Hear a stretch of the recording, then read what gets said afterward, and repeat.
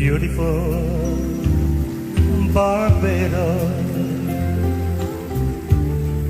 Thank you.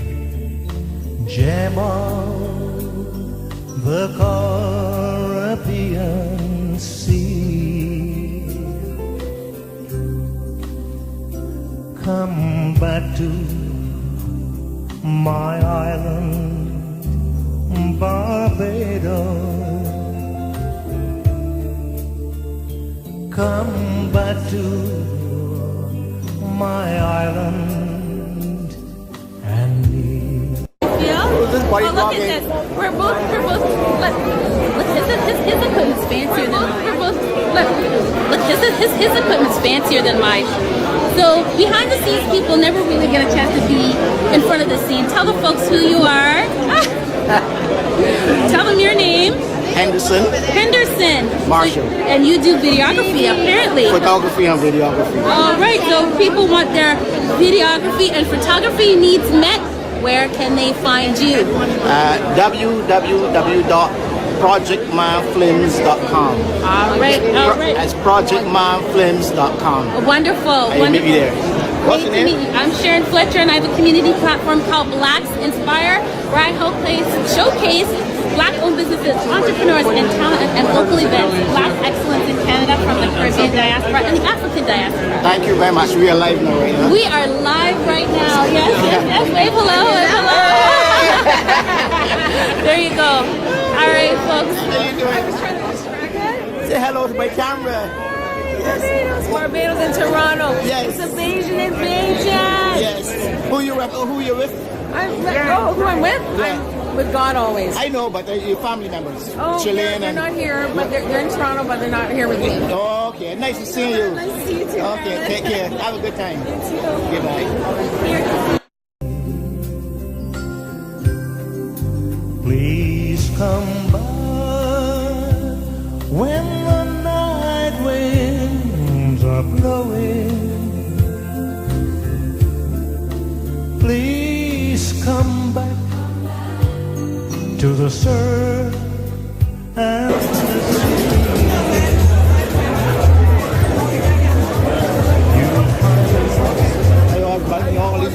I'm good. Yeah, I'm good. Good to see you.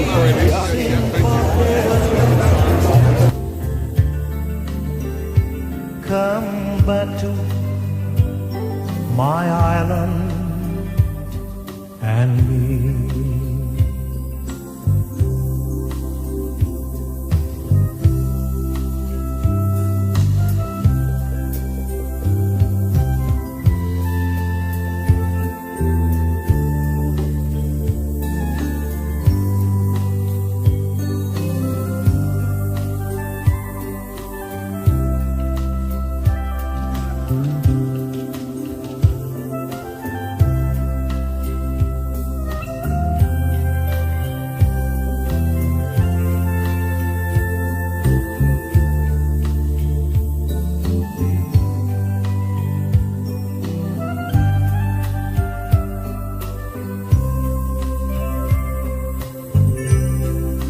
Please come back when the night winds are blowing. Oh, please come back to the surf and the sea. Oh, you'll find rest, you'll find peace in Barbados. Come back to my island. Okay, nice to meet you. Nice to meet you. Thank you.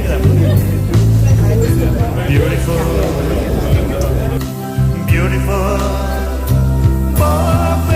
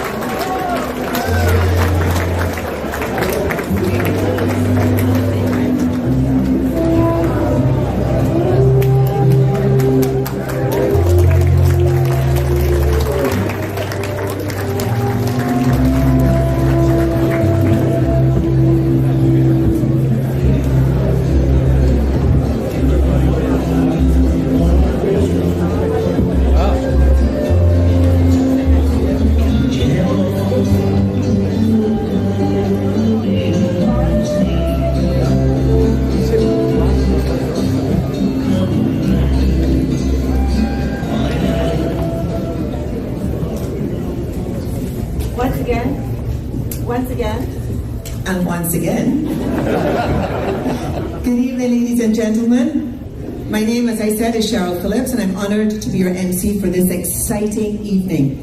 It gives me great pleasure to welcome our special guests at this town hall. First and foremost, the first ever female Prime Minister of Barbados.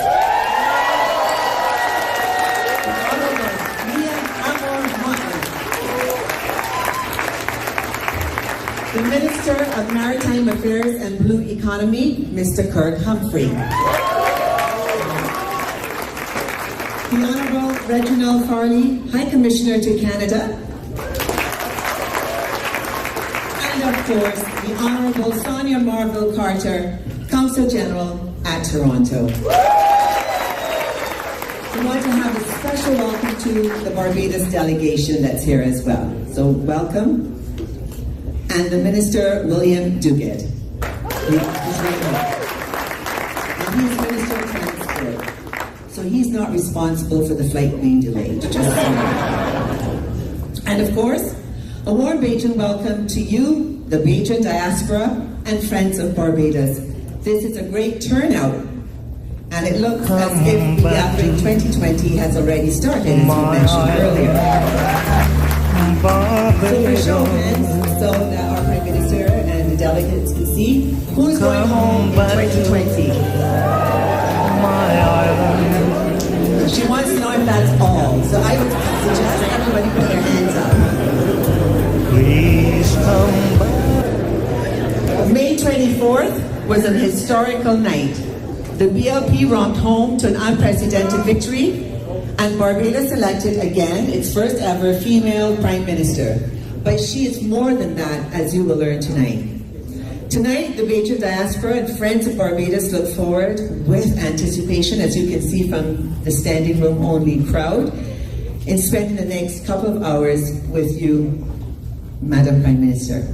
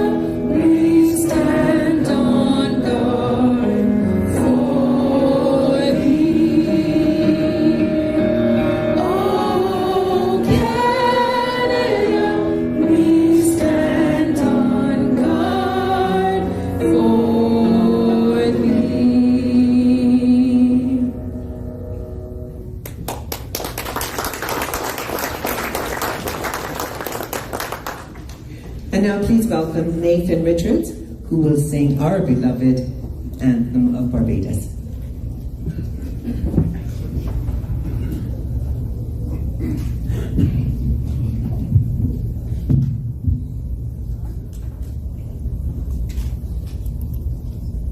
In plenty and in time of need, when this fair land was young, our grateful fathers stood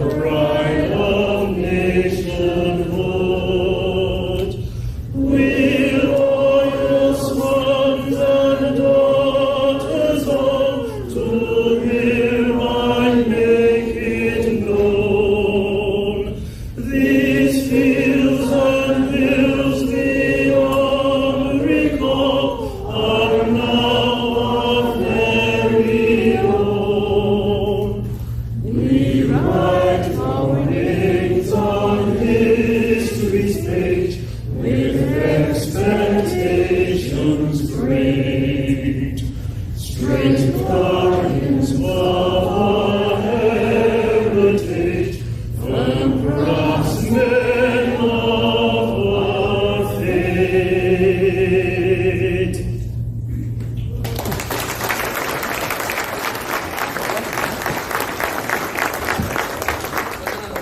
There was a delegation that came in with the Prime Minister from Barbados and traveling with her. And they are seated mainly here in front row. If you all would just stand just a moment, please.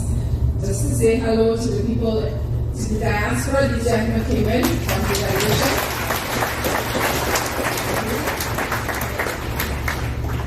And if we talk about Caribbean unity,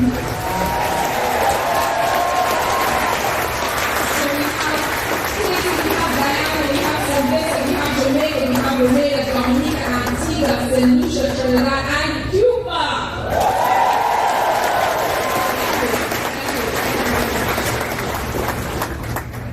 There are a number of officials here from the government of Canada. And all of the mayors, deputy mayors, MPPs, anybody, please stand. All of you representing the government, please stand.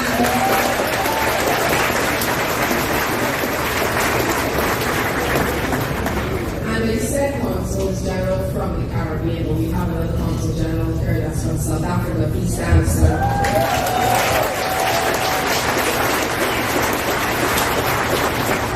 There are very many specially invited guests. As people would say, I can't name them all. But I'm hoping that at the end, when Charles comes back to do the vote of thanks, that we can really thank all of you for coming. So not just all of these specially invited guests, the other specially invited guests, which is all of you. You are all specially invited. So give yourselves a hand. Thank you so very much. And just one last thing. It would be very remiss of me if I do not do this. I would like all of the presidents of the Barbados associations who are here tonight, please stand. All of the presidents of the Barbados Association, all of you, please stand.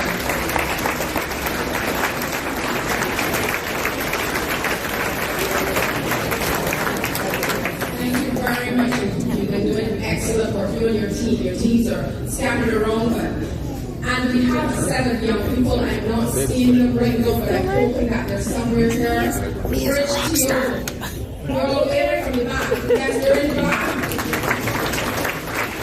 Excellent work they're doing here, some young people, 2nd and 3rd generation Barbadians, and on your way out they have a table here at the back. Please have a look, see what they're doing, because just very quickly, they're raising funds right now for, what is it, Tanya? It is coming up for the Thanksgiving this year. They're hoping to be able to host all of the Barbadian students and other students who are studying here who do not necessarily have a family to go spend Thanksgiving with. So they're ensuring that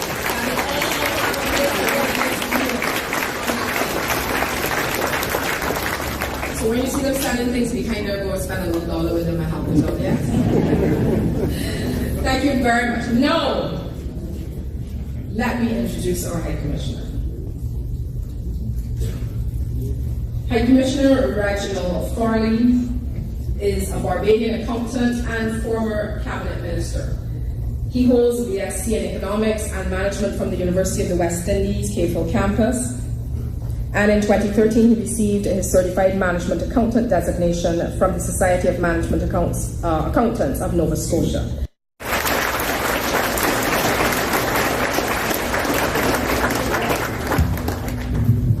Good evening, everyone. Now, you must forgive me. It says that it takes a village to raise a child. I was such a handful, it took 2 parishes to raise me. So I want to recognize my parish of birth, St. George. Any St. George people in the house? Yes. Y'all were loaded when you were in St. George, though, the very fancy here at the Toronto. And then I like the school in Christchurch. Take for granted what it took for many of you to come here this evening and no amount of electricity cut is going to stop this train from going.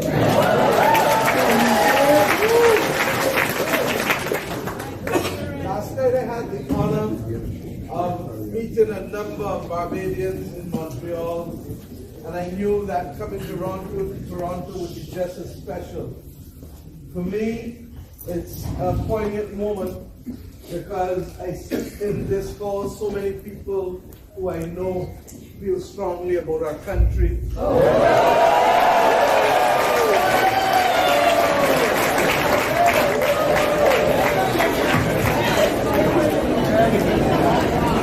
want to give them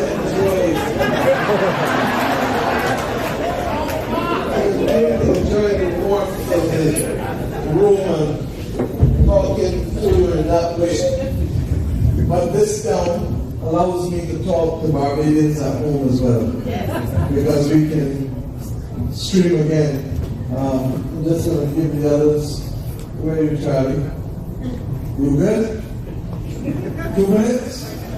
5 minutes? Well, before I start, I'm going to allow you now. I didn't have the chance to introduce them before, but I have 2 young men with me while we wait for the stream to come up. One is here on leave, and one is here on business, but both happen to be members of my cabinet. But before I ask them to come up, there are a number of people here from home. The governor of the central bank, Jefferson Names, Jefferson, stand up again, please, is with us.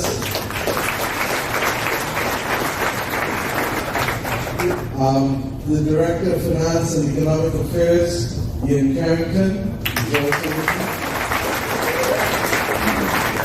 Dr. Kevin Greenwich, who we've stolen back from the IMF for a few years, as our special advisor. And before I come to the 2 young men, there's a Barbadian set of accountants there to my right who may not want me to do this, but Joe, Louise, and Brett, stand up, please. You're here to assist you with it.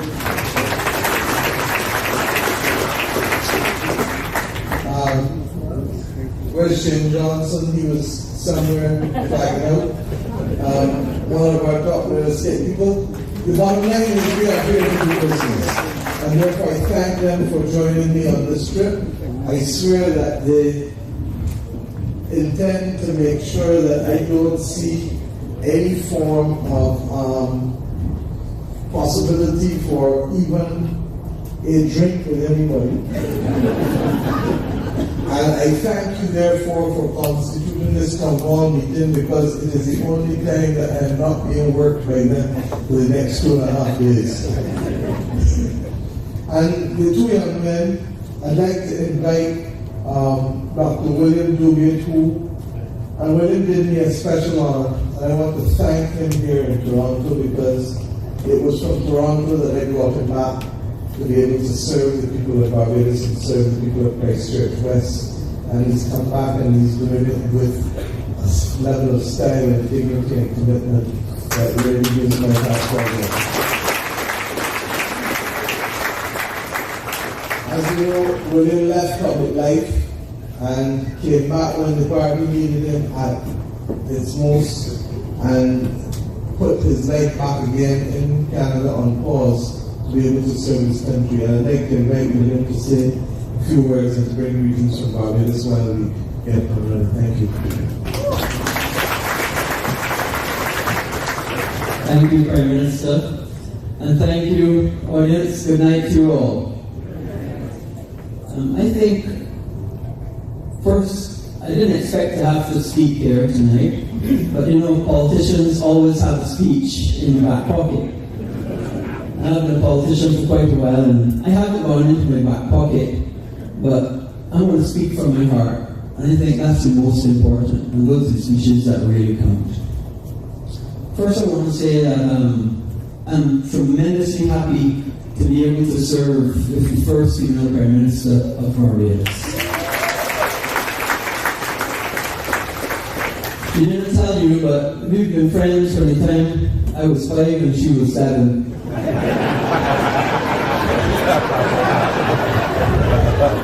Yeah, we shared the same school. And we've been friends ever since, and our friendship has grown, and I'm happy to serve with her. I think the global community. Suriname is larger than the Netherlands, but Suriname has a population of 580,000 and the Netherlands has one, or 17 million. Guyana has a population of 780,000, but has the land space of England, Scotland, and Wales, which has a population of 65 million.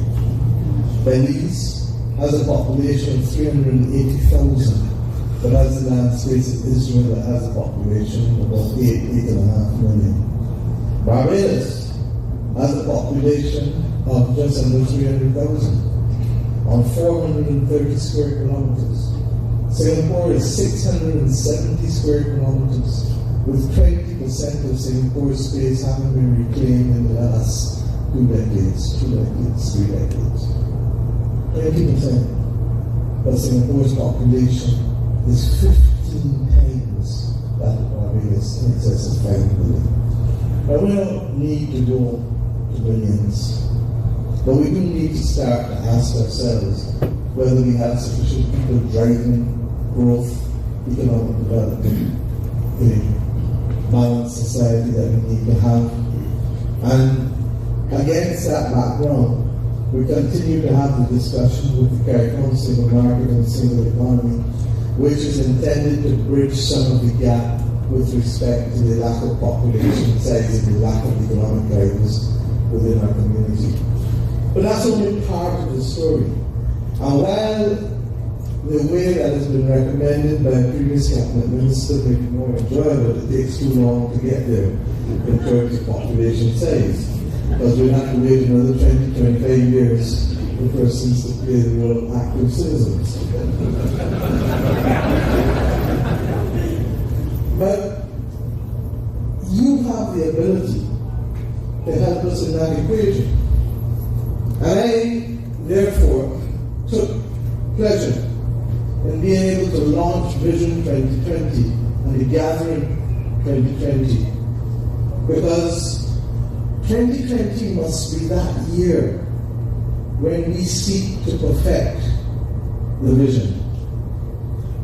When we seek to perfect the vision for building the best Barbados that we can build together. And we don't need to be on the rock 24/7, 12 months a year in order to be part and parcel of that vision. We do need to do it systematically. And that's why we've been fortunate enough to be able to have a coincidence of interest in that there are 12 months in the year and there are 11 parishes and that of a nation state. So that we're going to start from St. Lucie in the north, and we're going to go to St. Peter in February. After we leave St. Lucie in January, we're going to go right down until we get to Christchurch in October and St. Michael in November.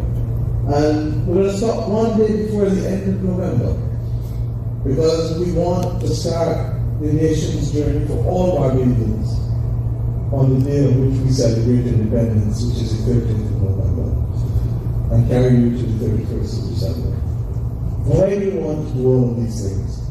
Because, first of all, you have to have home place. People like Reggie have always been greedy, and therefore he wants to claim 2 parishes and come 3 times. But a little greed never kills a body.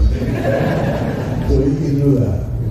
But it is important for you not just to focus at the macro level on the nation state, but I want you to focus on your parish and your community. And I want you to start to engage on what are those things that constitute citizenship. Because citizenship is not just about being able to cast an X once every 5 years. Citizenship is about building and nurturing and maintaining the things that matter, the institutions that matter, the families to which we belong, the communities that matter. And we come from a proud heritage. We come from a people that have known what it is to be resilient, but equally that know what it is to build and claim ground and build and claim ground and build and claim ground. That's why many of you are here in this country. That's why many of you have excelled here in this country. And I'm saying to you that if, as Kurt said, that we, if ever we needed you, it is because we believe that Barbados has a special place. And we have known what it is throughout our history to be able to punch above our weight. And we must know it again. We live in a world that is particularly and peculiarly challenged at this point in time. Many of us 20 years ago would never have thought that you were going to live in a world that is going to present challenges that your grandparents and your great-grandparents faced 100 years ago.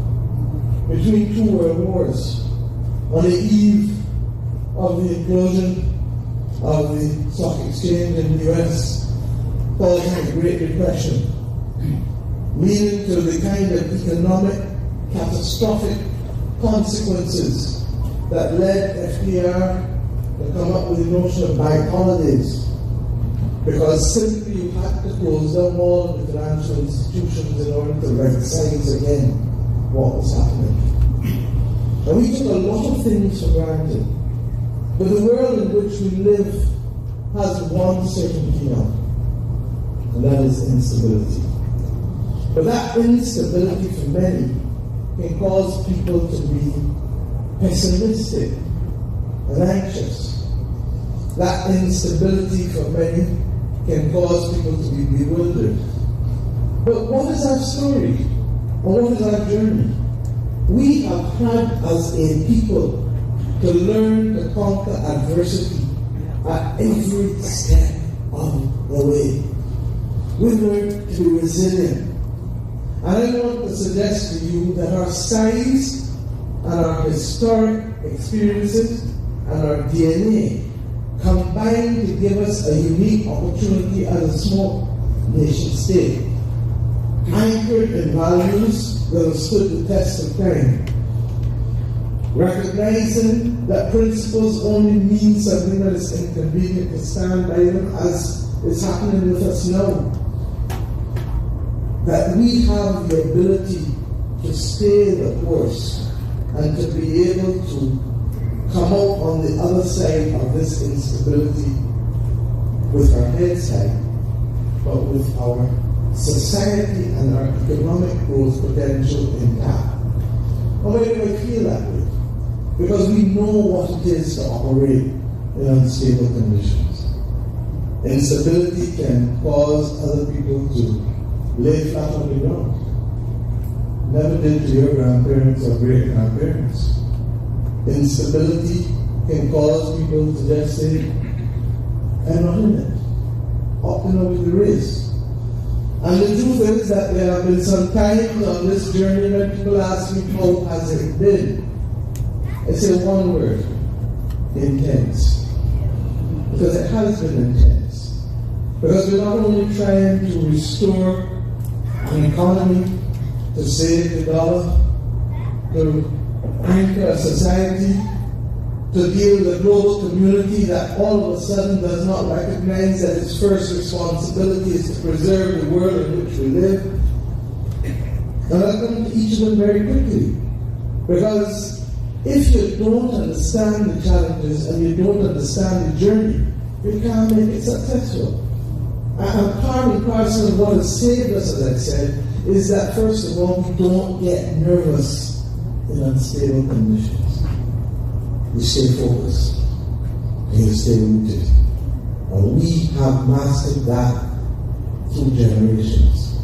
And I'm asking those of you who are here to work with us, because that's what makes the difference. When I say many hands make light work, it's not because I want to repeat something I learned as a child. It's because it means something that is true. And when I say do unto others as others do unto you, it's not because I like repeating the golden rule. It's because it works. It works, guys. It works. So that we have a unique opportunity to use who we are to confront the challenges and difficulties that have been presented to us. Now, why do I say so? We inherited a government where the reserves we're less than 430 million government. And where we were about to enter, that's Barbados dollars, not US or Canadian. And we were about to enter the hurricane season. And we were facing rising oil prices. And within less than a week of coming to government, we made a call to Madame Lagarde. In fact, she was in Canada when I spoke to her for the very first time. On the very first Thursday afternoon, evening, 7 o'clock at the cabinet, when I indicated to her that we would be approaching the International Monetary Fund and the next day, and also announcing the suspension of our debt payments. Why? Because Barbados has become the third most indebted country in the entire world, with only Greece and Japan with a higher debt to GDP ratio than we have. 10 months later, we're by no means out of everything, but we have done a number of things that have carried us far from that space.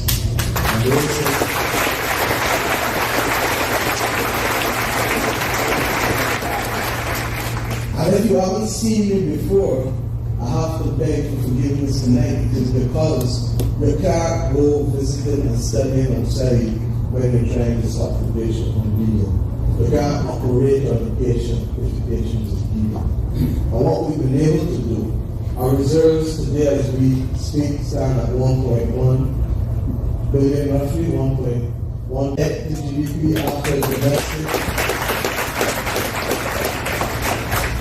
the domestic debt restructuring has been completed, has gone from 171% debt to GDP to 125% or so, and we are in the process, hopefully soon, of completing our foreign debt restructuring. But our foreign debt is always only about 20% of our overall debt, so that's much less than what we've done thus far. And more importantly, we've started to see the signs of the real currency that we want to protect, apart from the Barbados dollar. The currency of confidence. The currency that causes people to believe that we are going to do this because we know that we are going to get better and better and better and better.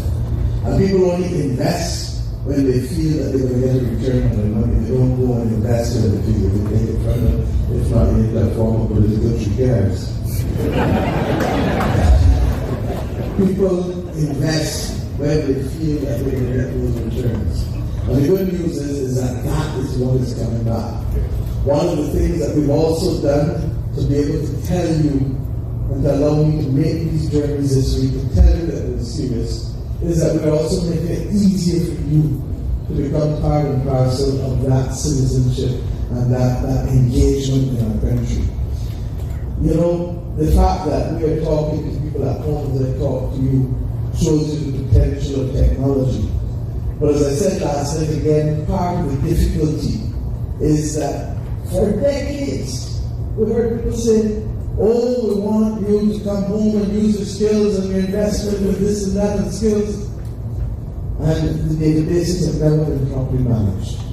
Well, Jimmy Cliff had a song, and warned you, I can't sing, so I can sing it back. In fact, I can't sing it about this very message. I really could sing, I wouldn't be here. But he had a song called You Can Get It If You Really Want. You know it? I wish you could sing it for me. But that song tells us you can get it if you really want, but we must try and try and try. You'll succeed at last, right, Smasher?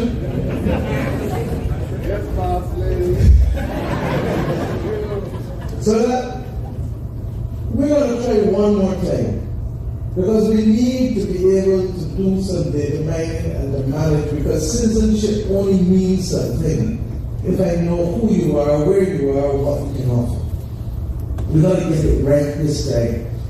And I believe that in getting it right, it's not just about your experience, it's not just about your training, it's also about your interest and your passion. Because passion is what carries people, passion is what causes you to dig down people. Passion is what says you, I'm going to do this even if it hurts you. And we need to know what are those things that will cause you to want to do it. We also need to be able to better manage how we deal with the third sector and charitable donations. And that's why I've appointed Colin Jordan as Minister of Labour in the third sector.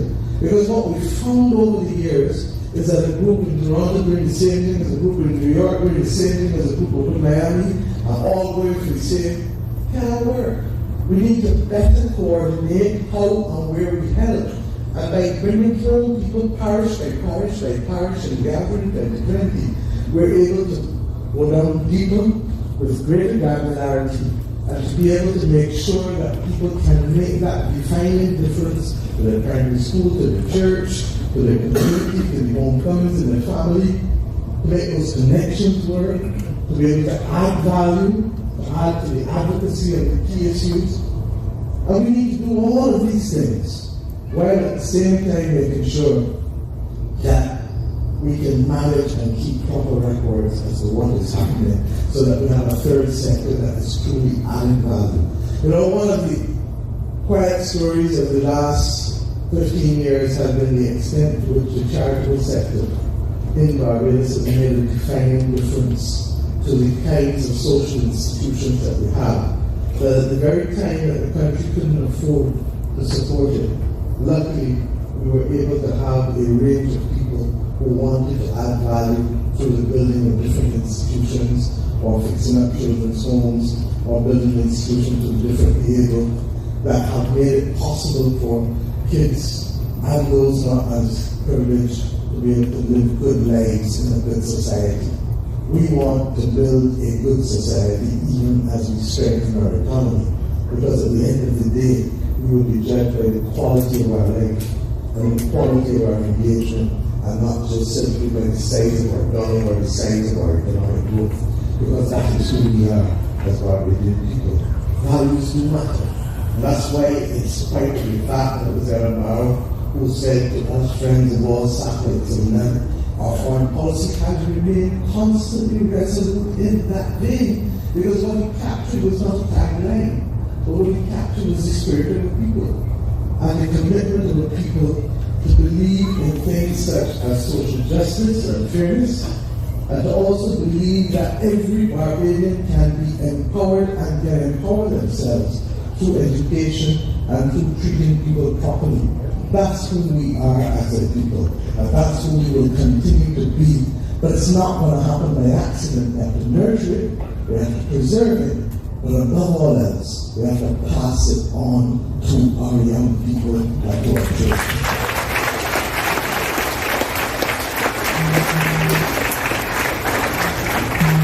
And we have seen from other nationalities that the importance of forging that identity does matter. There are people who walk with their gods, there are people who walk with their passion, there are people who walk with their identity all across this globe. And we must do the same wherever we are and however we find ourselves. Because being Barbadian is a special thing. And you can almost, they say that anytime you see somebody holding a glass and shaking it, you know it's a danger. Alright?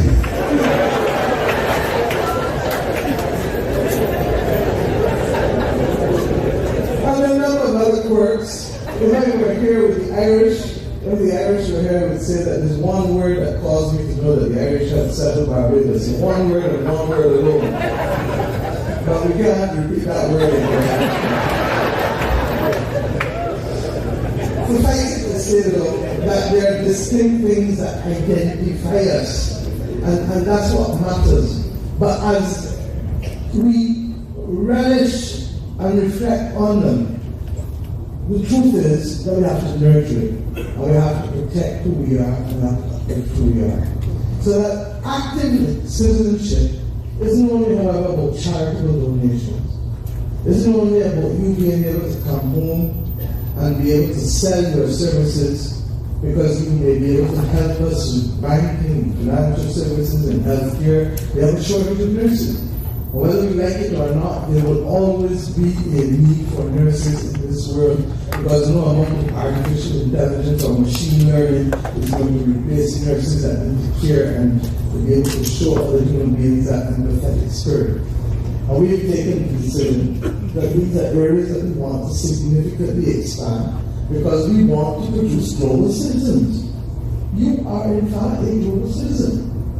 And as I said, we don't have a problem with dual citizenship. So you can live here, but you can be active BAJAN citizens and active Canadian citizens. And I'm sure that Mr. Trudeau and others in the government won't have a problem with it either. But we need to produce global citizens. There is no country in the world that's going to say no to Rihanna. There's no country in the world that will have said no to Gary Silvers. Because they represent excellence. And that's what Kurt meant when he talked about distinction. And there are areas in which the practice of excellence in conjunction with the areas of need come together. Sportsmen, artists, nurses, teachers, don't get that? There is a shortage of good teachers across the world. We have to be able, therefore, to work out how best do we play that role in terms of what we're doing. And we feel that we can work with our citizens wherever they are on this earth to be able to provide those skill sets. Because at the end of the day, you're not just global citizens, you're global citizens anchored by Barbadian values.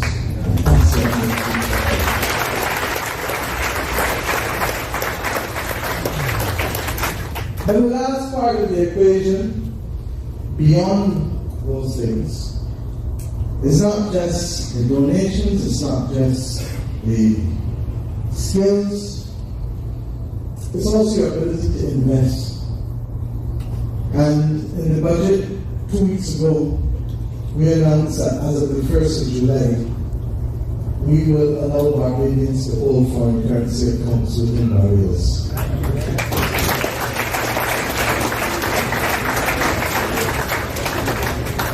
Well, that's important because many of you may have wanted in the past to be able to open some bank accounts at home, you got family at home, you weren't sure last night, and the gentleman told me, he said he wanted a one-way street, or is it a two-way street? Yeah, I said, my God, the street is two-way and it's highway too.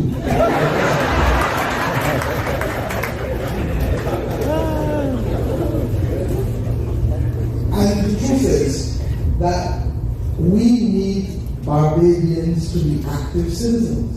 You can't be active citizens without feeling that you can have a bank account and still be able to conduct business where you are and where you live. Yeah. And by allowing for the foreign currency accounts, this gives you far greater freedom than existed before.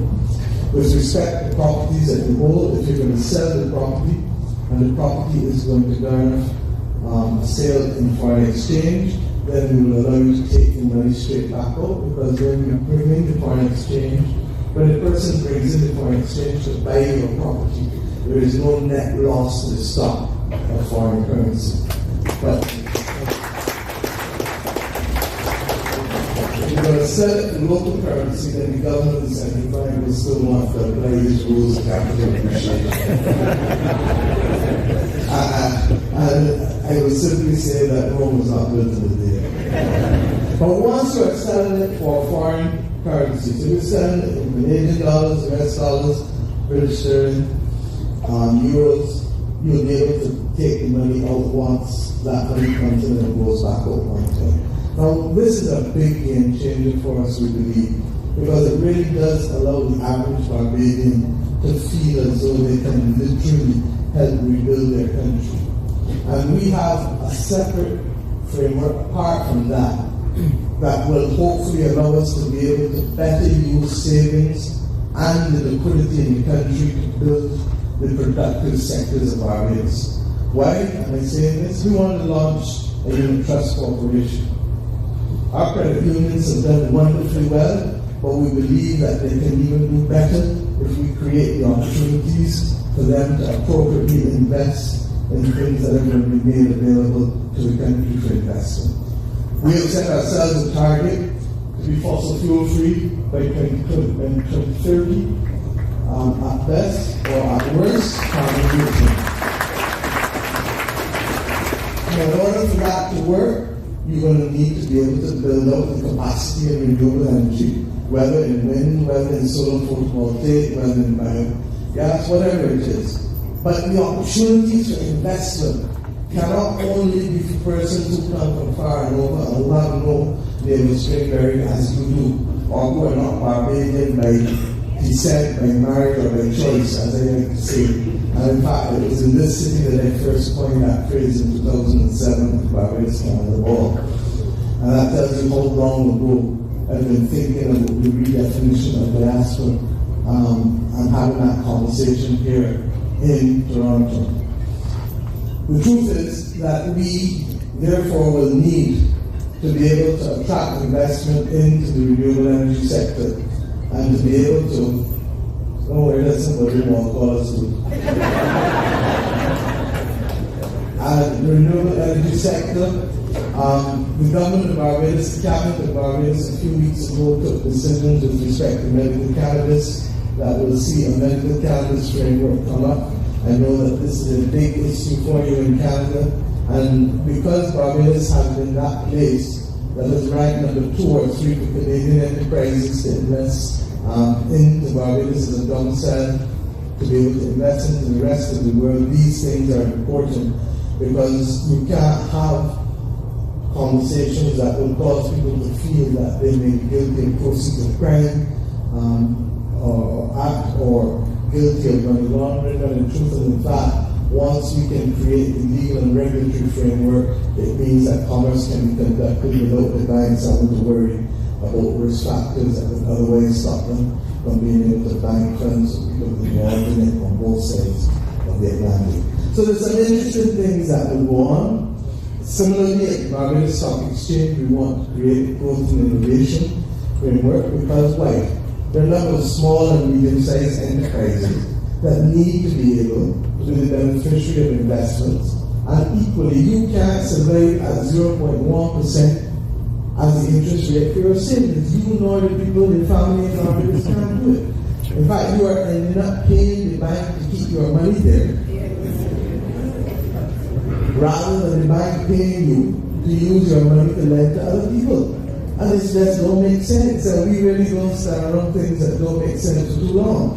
So we need to find ways of creating opportunities for people to get better returns on investment. And what is the blockage? The blockage is trust. And trust is first fostered when information is available and when actions are transparent.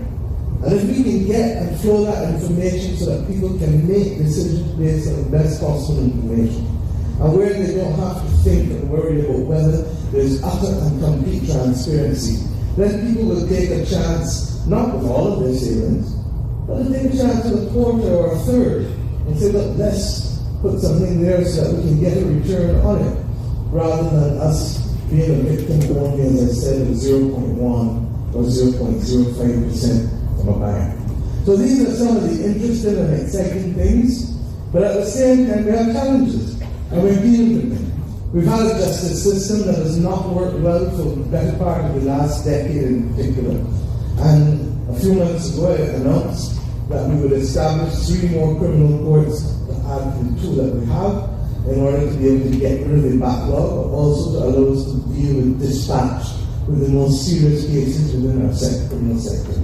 Similarly, we're establishing a dedicated commercial court because we need to have people be able to resolve disputes within the commercial sector within a short period of time as well.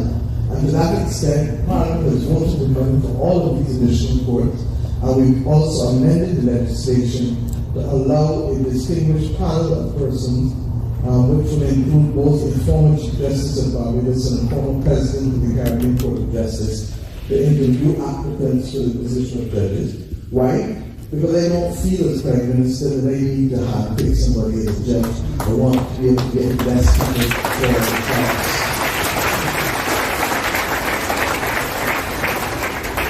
We made a number of other institutional changes to be able to strengthen our institutions. Because if you don't have strong institutions in a society, then anything can play and any number will play. And we cannot afford, especially in a small society, to allow anything that resembles brute force or might dominating. That may be the direction in which the global community wants to go now, but it will also correct itself at some point in the future. And that's what I meant earlier when I said that our nimbleness and our capacity to weather the storm of instability is what will anchor us. Because even when those things happen, we do not and have never accepted that might is right and brute force is acceptable. Because we believe that the rule of law and principles stand for something. That's why the agents tell people they can't unfair that person. That's why we feel strongly about the underdog. That's who we are. That's who we are. And that's why our relationship with Canada is so special. Because in a very real sense, Canada stands for those values. Last night when I was in Montreal, I reminded them that to start off this series of meetings in Montreal was special. Because as we talk about the National Population Commission's work that we set up at the end of last year to help us with these difficult decisions in terms of economic growth and balancing the constitutional nation state, the best example that I can find for Barbados to learn from is in fact here in Canada. And the discussion that Canadians had in the 1960s in being able to balance the needs of a French community that wanted to have its own identity and independence versus the rest of Canada that was going within the context of an Anglophone Canada. And how Pierre Trudeau was able to manage that and to celebrate diversity. And then also, and you know, expand the population by serendipity and by allowing the doors to open and everybody to run rampant. We manage it. And they manage it in a way that makes sense for you and makes sense for them. And that celebration of diversity, but within the context of the values of the nation, is what matters. And I can think of no better global example than Canada.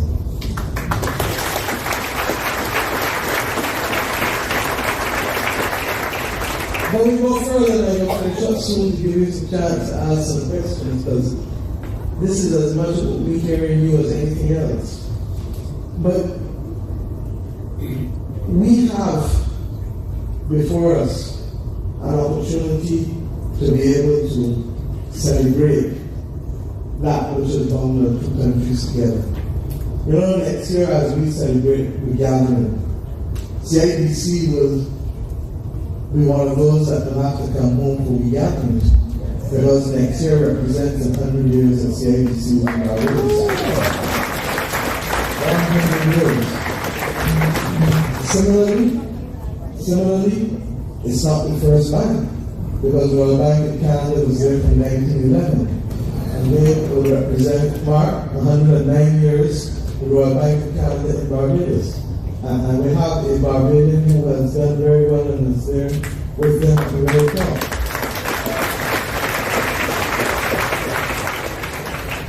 Scotiabank is a little younger. Youth may feel better as a human being, I'm not sure if it feels better as an institution. But suffice it to say that our relationships are deep. Canada sent a trade commissioner to Barbados in the year 1907. And that trade commissioner treated to the entire Caribbean from Barbados, right there where the Queen Elizabeth Hospital is. So that what we're talking about is not community friends. This is deep friendship, and this is deep partnership. And at different points in our history, Canada has been there for us when it has mattered. In the construction of the Grand Gallons Airport initially in the 1970s, Canada was there for Barbados and allowed us to be able to develop that critical infrastructure that allows us to open up to the rest of the world in the way in which we have. It is true that that airport is now way beyond due for expansion and for upgrading. And it is against that background that the government has taken a decision, and later this week I meet with the IFC in Washington, D.C., that we will continue to own the airport, but we will put out a long-term concession and we'll see the airport significantly upgraded with an additional expansion and upgrading of all parts of it, because we believe that Barbados can be that hub of choice for the southern corner of the world. If you fly straight across the east over the Atlantic Ocean, within 5.5 hours you're in Ghana. Almost the same time that it takes to come to Canada. My brother from South Africa, if you come from South Africa to Barbados, you can get on to Miami or to Panama or to Latin America in a hop, skip, and a jump thereafter. It's a wonderful run. But the bottom line is that we have to have a global destiny. But it's nothing new for us because the modern settlement of Barbados, the post-1625 settlement, and I say that because we accept that there were people living in Barbados long before. Our archaeological sites shows that we had all of the movement within the Americas of the Indians living. But our post-17th century settlement has always had Barbados as a global hub. It is true, the circumstances and the conditions under which it happened were repugnant. It is also true that yesterday represented for us 203 years since the Bus Revolt. So that we understand the pain of those things. But when you're 53 years old, you have to be able to have difficult discussions. And difficult discussions can be had without the destruction of the relationships or the people. And part and parcel of what we have now to recognize is that Barbados must embrace its global destiny, but forever anchor it with Barbadian values and roots. And that's what this conversation in Toronto, in Montreal, in Washington, D.C. is going to be about this week. We cannot do it alone. We cannot do it alone. But we need you to be active citizens of the country that you were either born in, that your parents were born in, that you marry somebody to, and if you don't love the person, you marry no sort of Barbados.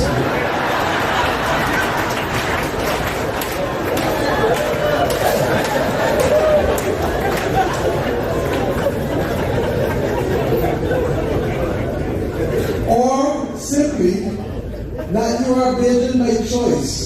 And I've said already that a Barbadian by choice is always the most passionate because you have chosen to love us.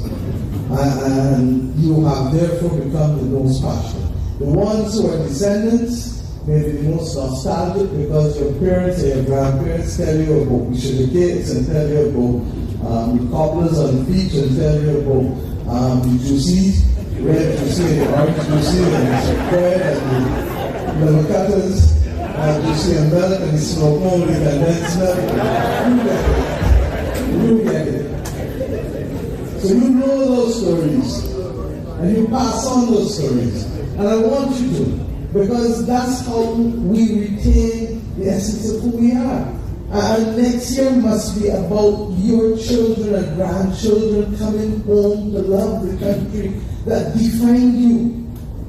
They defined you. The country defined you. How do you think we feel whenever we see Eric Holder stand up and step up? First Afro-American to be an Attorney General in the United States of America. BAJAN, claim that.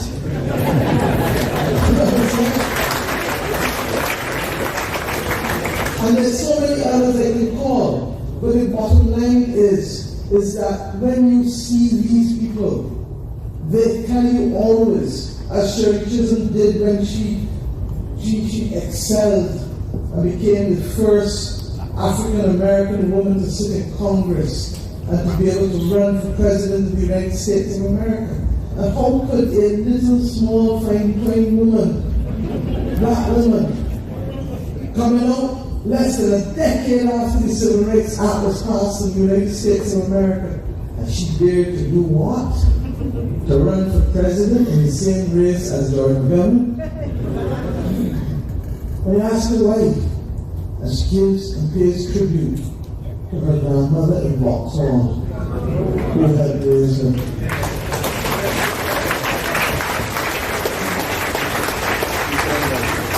So when I say to you that we are a proud people with a proud legacy, believe you me, you know it and I know it. And we don't have to boast about it to all the world, but for those who are visiting, forgive us because this is a group of Asians. But we need to remember it because it allows us to remember what is at stake and what we're fighting for. I am comfortable and confident that our country is passing all of the right road signals, road signs, all, everyone. But I'm also conscious that you don't ever stop until you reach that point of safety and destination. We are at the point now where growth matters, where expansion matters, where investment matters, where stability of our society matters, and we're at the point now where we believe that you can make that definable difference.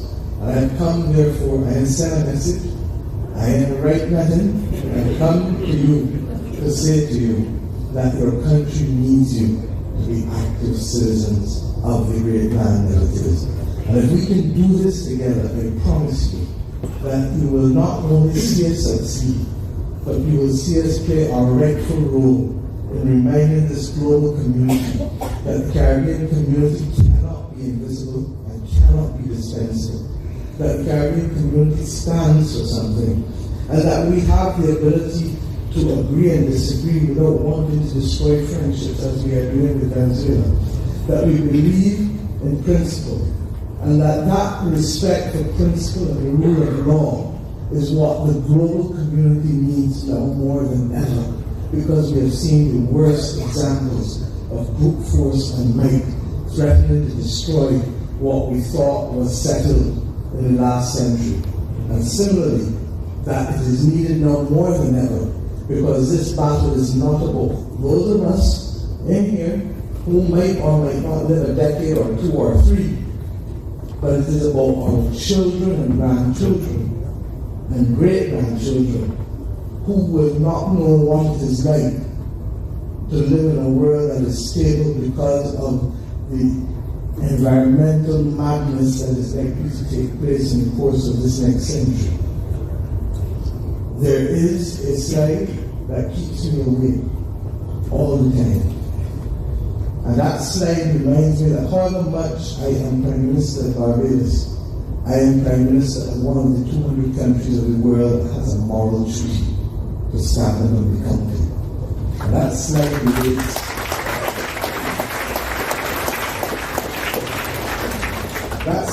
relates to the fact that climate change up to 3 degrees will cause serious damage to Greenland, the Arctic and the Antarctic summer sheets, and to the coral islands of the world.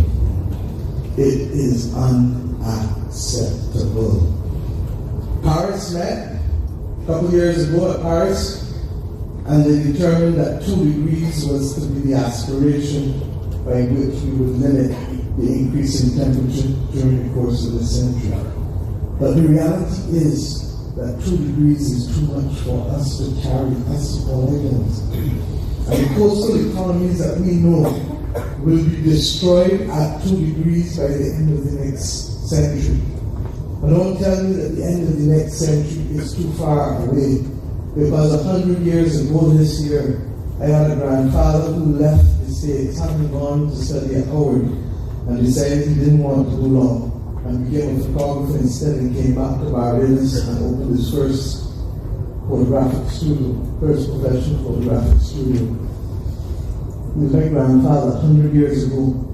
Your grandchildren, 100 years from now, will be the ones who will be affected by a world that's going to fight for basic commodities like water, like food, and a stable place to live in if we don't correct the madness. We have said in the Caribbean, through UWI and through other things together as a community together, that 1.5 to stay alive. Beyond 1.5 degrees, we start to have serious consequences for our island states in particular.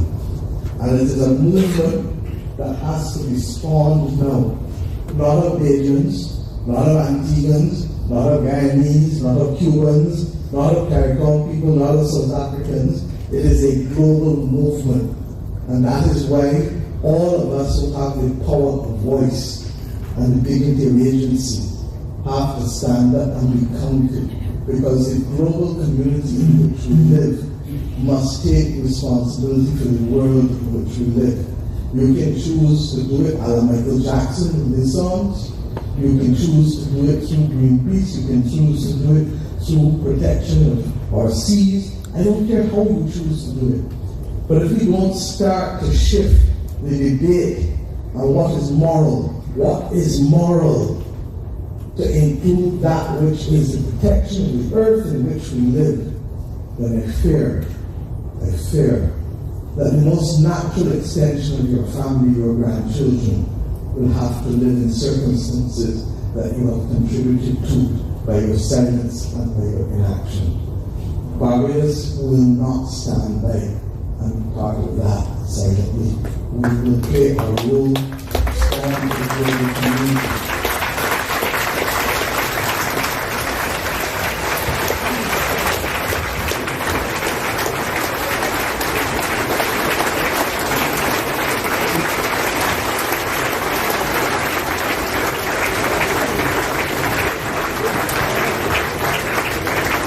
Wow. That's all I can say right now. Wow. Thank you so much.